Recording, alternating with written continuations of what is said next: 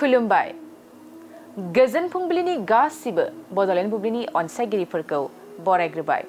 दिनै 1 आगस्ट 2024 बृहस्पतिबारनि फान्जामुथिखौ फरायथिनो लादों आं किलिखां ब्रह्मआ।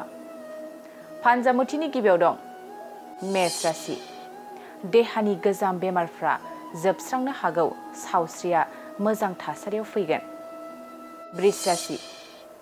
माबा मोनसे बाथ्राखौ लानानै जिंगासिनांनो हागौ, गोसोआ थाथेरनो हायै जागोन। मिथुन राशि।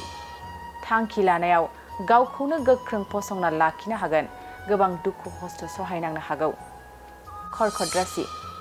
माबा मोनसे जाहोननि थाखायनो गावनि आंगोजों सोमोन्दो नागारलायनो हागौ, गोजोन गैयै थासारि जागोन। सिंह राशि। गुन गोनां हाबा मावना बयजोंबो सनमान होजागोन, गोजौ फारसे जौगागोन। कन्या राशि।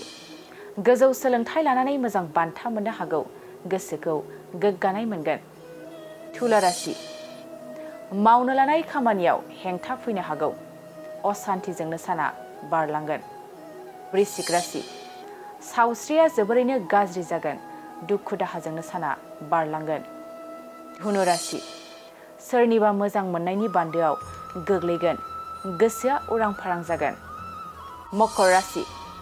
गावनि अहंखारजोंनो सोलिनो नाजागोन, गुबुननि खोथा खोनासङै जागोन। कुम्भ राशि। रांखावरि गैयैनि थाखायनो गोबां जार्लायाव गोग्लैनो हागौ, न'खराव गोजोन गैयै थासारि जागोन। मीन राशि। न'खरनि खामानिया मावब्लाबो जोबस्रांनाय नङा, देहाखौ जोबोरैनो मेंखांनाय मोनगोन। दिनै सानसेनि राशि फरायथिनायाबो एसेनोसै। आसा खालामो नोंथांनि दिनैनि साना मोजाङै मोजां थांगोन, बेखौ बड'लेण्ड बुब्लि न'खरनिफ्राय मिजिंथिबाय। गोजोन्थों।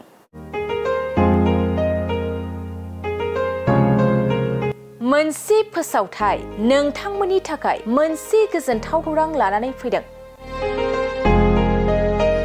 अदालगुरि जिल्लानि सिङाव थानाय डिमाकुसि बरंगाजुलिनि पिपल हलियाव लानानै फैदों नोंथांमोननो लेब्रा मुंनि गंसे गोदान रिजर्ट। नोंथांमोना बे लेब्रा मुंनि गंसे गोदान रिजर्टखौ तामुलपुर रडनिफ्राय फैब्ला सुख्लाय ब्रिजनि आगदा आरो अदालगुरि रडनिफ्राय फैब्ला सुख्लाय ब्रिजनि सिगाङाव आगसिथिंजाय मोननो हागोन। लेब्रा मुंनि गंसे गोदान रिजर्टआ नोंथांमोननो गोसोबायदि सुबिदा खालामनानै होनाय जादों। नोंथांमोना बे लेब्रा रिजर्टआव बर'नि गासै जाग्रा जामुंखौनो मोननो हानायजों लोगोसे बेवहाय नोंथांनि सुबिदा बायदि अर्डार खालामनानै जानो हागोन। जुदि नोंथांमोना तामुलपुरनिफ्राय अदालगुरिसिम थांनाय समाव ओंखामजों लोगोसे बायदिसिना जालांनो गोसो दंब्ला नैबे 8638879656 जानबुं नम्बराव कल खालामनानै सिगांग्रो अर्डार खालामहरनो हागोन।